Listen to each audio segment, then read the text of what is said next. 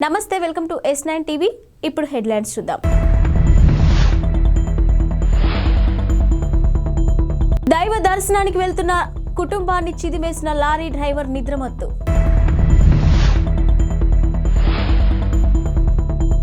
Parliament ఎన్నికల్లో గులాబీ జెండా ఎగరాలి, కేటీఆర్ పిలుపు.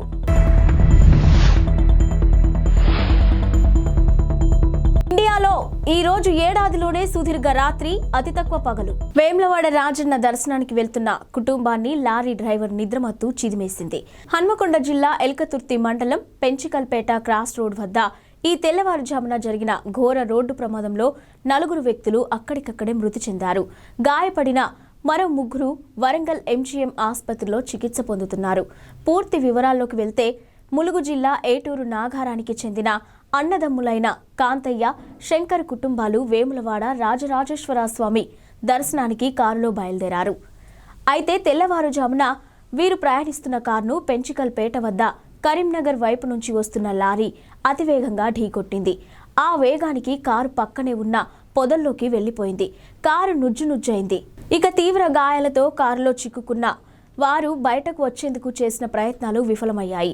సమాచారం అందుకున్న పోలీసులు అక్కడికి చేరుకునేసరికి వారిలో 4 మృతి చెందారు. తీవ్రంగా గాయపడిన 3 వరంగల్ MGM ఆసుపత్రికి తరలించారు. ప్రాథమిక సమాచారం ప్రకారం లారీ డ్రైవర్ నిద్రమత్తే ప్రమాదానికి కారణమని పోలీసులు చెబుతున్నారు. డివైడర్ను దాటి మరీ వచ్చి కారును ఢీకొట్టింది. అయితే లారీ డ్రైవర్ పరారీలో ఉన్నట్టు పోలీసులు తెలిపారు. మృతుల్లో అన్నదమ్ములు కాంతయ్య, శంకర్, భరత్, చందన ఉన్నారు. ఇక గాయపడిన వారిని రేణుక, భార్గవ్, శ్రీదేవిగా గుర్తించారు. కేసు నమోదు చేసుకున్న పోలీసులు దర్యాప్తు చేస్తున్నారు. వచ్చే పార్లమెంటు ఎన్నికలకు అందరూ సిద్ధంగా ఉండాలని BRS హైదరాబాద్ కార్పొరేట్లకు, పార్టీ శ్రేణులకు ఆ పార్టీ వర్కింగ్ ప్రెసిడెంట్ కేటీఆర్ పిలుపునిచ్చారు. తెలంగాణ భవన్లో కార్పొరేటర్లతో కేటీఆర్ గంటపాటు సమావేశమయ్యారు. ఈ సందర్భంగా ఆయన మాట్లాడుతూ హైదరాబాద్లో BRS బలంగా ఉందని, అసెంబ్లీ ఎన్నికల్లో సత్తా చాటిందని చెప్పారు. ఇదే పట్టుదలతో పార్లమెంటు ఎన్నికల్లో సైతం గులాబీ జెండా ఎగరవేసేందుకు సిద్ధం కావాలని, ఇక కలిసికట్టుగా పనిచేద్దామని అన్నారు. ఇక అసెంబ్లీ ఎన్నికల ఫలితాలతో ఎవరూ నిరాశ చెందొద్దని, ప్రజల తరపున బాధ్యతాయుతమైన ప్రతిపక్షంగా వ్యవహరిద్దామని చెప్పుకొచ్చారు. ఇక అధికారంలో ఉన్న ప్రతిపక్షంలో ఉన్న ప్రజల సంక్షేమం కోసం పనిచేసే పార్టీ BRS అని అన్నారు. దేశవ్యాప్తంగా చలిపులి పంజా విసురుతుంది. అన్ని ప్రాంతాల్లోనూ కనిష్ట ఉష్ణోగ్రతలు నమోదవుతున్నాయి. ఇక శీతాకాలంలోని మాత్రమే కనిపించే ప్రకృతి మార్పులు ఆవిష్కృతమవుతున్నాయి. ఇక చలికాలం మాయాజాలంలో భాగంగా భారత్ నేడు అంటే శుక్రవారం సుదీర్ఘమైన రాత్రి, అతి తక్కువ పగటి పూటని గమనించనుంది. సీజన్ మార్పులో భాగంగానే ప్రతి ఏడాది డిసెంబర్ 21 లేదా డిసెంబర్ 22న ఈ కాల పరివర్తన జరుగుతుంది. దీన్ని ఇంగ్లీష్లో వింటర్ సోలిస్టిక్ అని పిలుస్తారు. ఇక భూమి ఉత్తర అర్ధగోళం సూర్యుడికి దూరంగా వంగినప్పుడు శీతాకాలం అయనాంతం ఏర్పడుతుంది. ఈ సమయంలో భూమి తన అక్షం మీద 23.4 డిగ్రీలు వంగుతుంది. ఈ కారణంగా భూమి ధ్రువం పగటిపూట సూర్యుడికి దూరంగా ఉంటుంది. అందుకే అతి తక్కువ పగలు, సుదీర్ఘమైన రాత్రి ఏర్పడతాయి.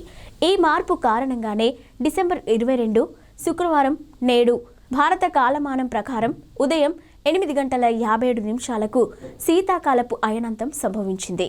ఇక ఫలితంగా ఉత్తరార్ధగోళంలో అతి తక్కువ పగటిపూట సంభవిస్తుంది. దాదాపు 7:14 మాత్రమే పగటిపూట వెలుతురు ఉంటుంది. పంజాగుట్ట ఎర్రమంజిల్లోని ఓ షాపింగ్ కాంప్లెక్స్లో తాజాగా అగ్ని ప్రమాదం చోటు చేసుకుంది. శుక్రవారం ఉదయం ఎర్రమంజిల్లోని ఓ భవనంలో అకస్మాత్తుగా మంటలు చెలరేగాయి. సమాచారం అందిన వెంటనే ఘటనా స్థలానికి చేరుకున్న అగ్నిమాపక సిబ్బంది మంటలను ఆర్పేందుకు ప్రయత్నిస్తున్నారు. భవనంలో చిక్కుకున్న వారికి బయటకు తరలిస్తున్నారు. అయితే 6వ అంతస్తులో చిక్కుకున్న వారిలో 6 సురక్షితంగా బయటకు తీసుకొచ్చారు. ఈ ప్రమాదానికి కారణం ఏమిటనేది ఇంకా తెలియరాలేదు. తిరుమలలో వైకుంఠ ద్వార దర్శనానికి అన్ని ఏర్పాట్లు పూర్తయ్యాయి. రేపటి నుంచి జనవరి 1 వరకు భక్తులకు వైకుంఠ ద్వార దర్శనానికి అనుమతించనున్నారు. తిరుపతి, తిరుమలలోని మొత్తం 9 ప్రాంతాల్లో 90 కౌంటర్ల ద్వారా టోకెన్లు జారీ చేస్తున్నారు. నేటి మధ్యాహ్నం నుంచి 2 గంటల నుండి దర్శనం టోకెన్లు జారీ చేయాలని నిర్ణయించగా భక్తులు పోటెత్తడంతో ముందుగానే టోకెన్ల జారీని మొదలుపెట్టారు. ఇక మొత్తం 4,23,500 టికెట్ల జారీని చేయనున్నారు. అయితే ఈ కార్యక్రమంలో భక్తుల సౌకర్యార్థం ప్రత్యేక క్యూ లైన్లు, పరిసరాల్లోనూ అత్యవసర సమయాల కోసం అంబులెన్స్లను ఏర్పాట్లు చేశారు. రేపు వైకుంఠ ఏకాదశిని పురస్కరించుకొని శనివారం వేకోజామున 1:45 నుంచి వైకుంఠ ద్వార దర్శనాన్ని ప్రారంభించనున్నారు. విష్ణు నివాసం, శ్రీనివాస నివాసం, గోవిందరాజస్వామి సత్రాలు, భూదేవి కాంప్లెక్స్, రామచంద్ర పుష్కరిణి, ఇందిరా మైదానం, జీవకొండ హైస్కూల్, భైరాగి పట్టెడాలోని రామానాయుడు హైస్కూల్, ఎంఆర్ పల్లిలోని జెడ్పీ హైస్కూల్ కౌంటర్లలో టోకెన్లు జారీ చేస్తున్నారు. RRR సినిమాతో టాలీవుడ్ స్టార్ హీరోలు జూనియర్ ఎన్టీఆర్, రామ్ చరణ్ అంతర్జాతీయ స్థాయిలో ఖ్యాతిని గడించారు. ఈ సినిమా ద్వారా ఇరువురు పలు ఘనతలను సొంతం చేసుకున్నారు. ఇక జూనియర్ ఆర్టిస్ట్ ఆస్కార్ కమిటీలో స్థానం కూడా సంపాదించాడు. పలు ఇంటర్నేషనల్ మ్యాగజైన్స్ ఫ్రంట్ పేజీలపై కూడా మెరిశాడు. అయితే తాజాగా మరో ఘనతను సాధించాడు. ఏషియన్ వీక్లీ న్యూస్ మ్యాగజైన్కు బ్రిటన్లో ఎంతో పాపులారిటీ ఉంది. తాజాగా Asian weekly news eastern I 2023 పేరుతో టాప్ 50 ఏషియన్ స్టార్లను ప్రకటించింది. ఇందులో తారక్కు కూడా స్థానం దక్కింది. ఈ లిస్టులో తారక్ 25వ స్థానంలో ఉన్నాడు. తెలుగు ఇండస్ట్రీ నుంచి ఈ ఘనత సాధించిన ఏకైక నటుడిగా ఎన్టీఆర్ నిలిచాడు. సినిమాల విషయానికొస్తే తారక్ ప్రస్తుతం దేవరా అనే సినిమాలో నటిస్తున్నాడు. కొరటాల శివ దర్శకత్వం వహిస్తున్న ఈ చిత్రం భారీ స్థాయిలో తెరకెక్కుతుంది. ఈ చిత్రంలో జూనియర్ సరసన బాలీవుడ్ యంగ్ బ్యూటీ జాన్వీ కపూర్ నటిస్తుంది. విలన్ గా బాలీవుడ్ స్టార్ సైఫ్ అలీ ఖాన్ నటిస్తున్నారు. నిర్ణీత సమయానికి సరుకు డెలివరీ చేసేందుకు లారీ డ్రైవర్లు పడే శ్రమ అంతా ఇంతా కాదు. కొన్నిసార్లు నిద్రాహారాలు మాని డ్రైవ్ చేస్తూ ఉంటారు. రాత్రి వేళ కూడా విశ్రాంతి లేకుండా లారీ తోలడం వల్ల కొన్నిసార్లు ప్రమాదాలు జరిగి ప్రాణ నష్టం జరుగుతూనే ఉంటుంది. ఈ నేపథ్యంలోనే రాత్రి వేళ కాసేపు విశ్రాంతి తీసుకొని వెచ్చగా కాస్తంత ఛాయ్ కడుపులో పోసుకొని తిరిగి లారీ ఎక్కేలా ఒడిశా ప్రభుత్వం ఓ కొత్త పథకాన్ని ప్రకటించింది. రాత్రులు రాకపోకలు సాగించే లారీ డ్రైవర్లకు హోటళ్లు, దాబాలలో ఉచితంగా టీ పంపిణీ చేయాలని నిర్ణయించింది. ఈ ఖర్చును ప్రభుత్వం భరిస్తుందని ఆ రాష్ట్ర రవాణా శాఖ మంత్రి టుకుని సాహు వెల్లడించారు. ఇక రాత్రి వేళ డ్రైవర్లు టీ తాగి కాసేపు విశ్రాంతి తీసుకునే ఏర్పాట్లు చేస్తున్నట్టు తెలిపారు. ఇక రాష్ట్రంలోని 30 జిల్లాల్లో లారీ టెర్మినళ్లను నిర్మిస్తామని, వాటిలో డ్రైవర్లు నిద్రపోవటానికి, స్నానాలకు సౌకర్యాలు ఉంటాయని పేర్కొన్నారు. అక్కడ కూడా చాయ్, కాఫీ వంటివి అందుబాటులో ఉంటాయని మంత్రి వివరించారు.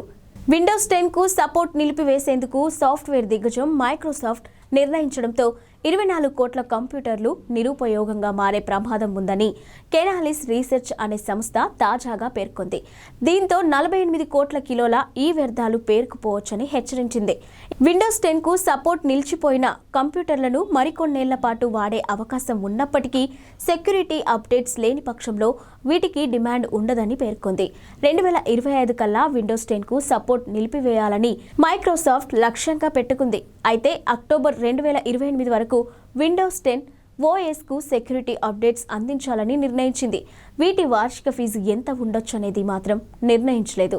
గత అనుభవాల దృష్ట్యా సెక్యూరిటీ అప్డేట్స్కు వార్షిక ఫీజు చెల్లించడం కంటే కొత్త వాటి కొనుగోలు వైపు ప్రజలు మొగ్గు చూపే అవకాశం ఉందని కెనాలిస్ అంచనా వేస్తుంది. దీంతో పాత పీసీలు అనేకం ఈ వ్యర్థాలుగా ల్యాండ్ ఫిల్స్లో పోగుపడొచ్చని హెచ్చరించింది. అయితే కెనాలిస్ నివేదికపై మైక్రోసాఫ్ట్ ఇంకా స్పందించాల్సి ఉంది. ఏఐ సాంకేతికతను కొత్త తరం ఓఎస్లో ప్రవేశపెట్టేందుకు మైక్రోసాఫ్ట్ నిర్ణయించింది. దీంతో పీసీ అమ్మకాలు మరోసారి ఊపందుకుంటాయని భావిస్తున్నారు. దేశవ్యాప్తంగా కరోనా మళ్లీ కలకలం రేపుతుంది. ఇక పలు రాష్ట్రాల్లో కోవిడ్ కొత్త వేరియంట్ కేసులు నమోదవుతున్నాయి. తాజా వేరియంట్ చిన్నపిల్లలపై ప్రభావం చూపుతుంది. ఈ నేపథ్యంలో పిల్లల పట్ల తల్లిదండ్రులు పూర్తి జాగ్రత్తలు తీసుకోవాలని కేంద్ర వైద్య ఆరోగ్య శాఖ హెచ్చరించింది. తెలంగాణలో సైతం రోజు రోజుకు కేసుల సంఖ్య పెరుగుతుంది. ఇక హైదరాబాద్లోనూ 2 పిల్లలు కరోనా బారిన పడ్డారు. నగరంలోని నీలోఫర్ ఆసుపత్రిలో వీరి పరీక్షలు నిర్వహించగా కోవిడ్ నిర్ధారణ అయింది. అయితే తెలంగాణ వ్యాప్తంగా కొత్తగా మరో యాక్టివ్ కేసులు నమోదయ్యాయి. ప్రస్తుతం రాష్ట్రంలో 25 యాక్టివ్ కేసులు ఉన్నట్టుగా తెలుస్తుంది. ఉమ్మడి వరంగల్ జిల్లా ఘనపురం మండలం గాంధీనగర్కు చెందిన ఒక మహిళలో కొత్త వేరియంట్ లక్షణాలను వైద్యులు గుర్తించారు. వెంటనే ఆమెను వరంగల్ ఎంజీఎం ఆసుపత్రికి తరలించారు. ఆమె నుంచి శాంపిల్స్ సేకరించిన డాక్టర్లు టెస్టింగ్ కోసం పూణేలోని ల్యాబ్కు పంపించారు. ఎంజీఎం ఆసుపత్రిలో ప్రత్యేక కరోనా వార్డును ఏర్పాటు చేశారు. ఇక సిద్దిపేటలో కూడా ఒక కేసు నమోదైంది. కరోనా కేసుల సంఖ్య పెరుగుతూ ఉండటంతో అన్ని జిల్లాల ఆసుపత్రుల్లో కోవిడ్కు సంబంధించిన ప్రత్యేక ఏర్పాట్లు చేయాలని వైద్య అధికారులకు రాష్ట్ర ఆరోగ్య మంత్రి దామోదర్ రాజనరసింహ ఆదేశాలను జారీ చేశారు. కేసులు పెరుగుతున్న నేపథ్యంలో టెస్టింగ్ సెంటర్లను పెంచాల్సిన అవసరం ఉందని నిపుణులు చెబుతున్నారు. పార్లమెంటు నుంచి ఎంపీలను సస్పెండ్ చేయాలని నిరసిస్తూ ఇండియా కూటమి నేడు దేశవ్యాప్తంగా బంద్కు పిలుపునిచ్చింది. ఈ నెల 13న కొందరు దుండగులు లోక్సభ గ్యాలరీలోకి ప్రవేశించి పొగబాంబును వదిలి నానా హంగామా చేశారు. అయితే బీజేపీ ఎంపీ సిఫార్సు ద్వారానే వారు లోక్సభలోకి రాగలిగారని, ఈ భద్రతా వైఫల్యంపై కేంద్ర హోంమంత్రి అమిత్ షా ప్రకటన చేయాలని డిమాండ్ చేసిన విపక్ష ఎంపీలను ఉభయ సభల నుంచి సస్పెండ్ చేశారు. ఇక పార్లమెంటు చరిత్రలోనే ఎన్నడూ లేని విధంగా ఏకంగా 146 మంది ఎంపీలను సస్పెండ్ చేసి బయటకు పంపారు. ఇక కాంగ్రెస్ కూటమి దీనిని నిరసిస్తూ నేడు దేశవ్యాప్తంగా బంద్కి పిలుపునిచ్చింది. అన్ని రాష్ట్రాల్లోనూ ఇప్పటికే నిరసనలు మొదలయ్యాయి. ఇక హైదరాబాద్లోని ఇందిరా పార్క్ వద్ద కాంగ్రెస్ పార్టీ చేపట్టనున్న ధర్నాలో ముఖ్యమంత్రి రేవంత్ రెడ్డి, డిప్యూటీ సీఎం బట్టి విక్రమార్క, పలువురు మంత్రులతో పాటు పీసీసీ కార్యనిర్వాహక అధ్యక్షుడు మహేష్ కుమార్ గౌడ్ కూడా పాల్గొంటారు. తెలంగాణలో రాత్రి ఉష్ణోగ్రతలు దారుణంగా పడిపోతున్నాయి. బుధవారం రాత్రి రాష్ట్రంలో 19 జిల్లాల్లో 10 డిగ్రీల లోపు ఉష్ణోగ్రతలు నమోదయ్యాయి. మిగిలిన జిల్లాలో 10 నుంచి 15 డిగ్రీల వరకు ఉష్ణోగ్రతలు నమోదయ్యాయి. ఇక కొమరంభీం జిల్లా, ఆసిఫాబాద్ జిల్లాల్లోని సిర్పూర్లో అత్యల్పంగా 6.6 డిగ్రీల ఉష్ణోగ్రత నమోదైంది. ఇక ఆదిలాబాద్లోని జైనత్లో 7.5 డిగ్రీల ఉష్ణోగ్రత రికార్డైంది. హైదరాబాద్లో 10.7 డిగ్రీల ఉష్ణోగ్రత నమోదైంది. ఉత్తర తెలంగాణ జిల్లాల్లోనే చలి తీవ్రత అధికంగా ఉంది. ఇక్కడి అన్ని జిల్లాల్లో అల్ప ఉష్ణోగ్రతలు నమోదయ్యాయి. రాబోయే 3 రోజుల్లో చలి తీవ్రత ఉంటుందని, ఉష్ణోగ్రతలు కాస్తంత తగ్గే అవకాశం ఉందని Telangana state development planning society రిపోర్ట్లో తెలిపింది. ఉత్తర ఈశాన్య దిశ నుంచి వీస్తున్న గాలుల కారణంగా చలి ప్రభావం ఎక్కువగా ఉంటుందని వాతావరణ శాఖ పేర్కొంది. ఈ కాలంలో అనారోగ్య సమస్యలు తలెత్తే అవకాశం ఉండటంతో పిల్లలు, వృద్ధులు, గర్భిణులు తగిన జాగ్రత్తలు తీసుకోవాలని వైద్యులు సూచిస్తున్నారు.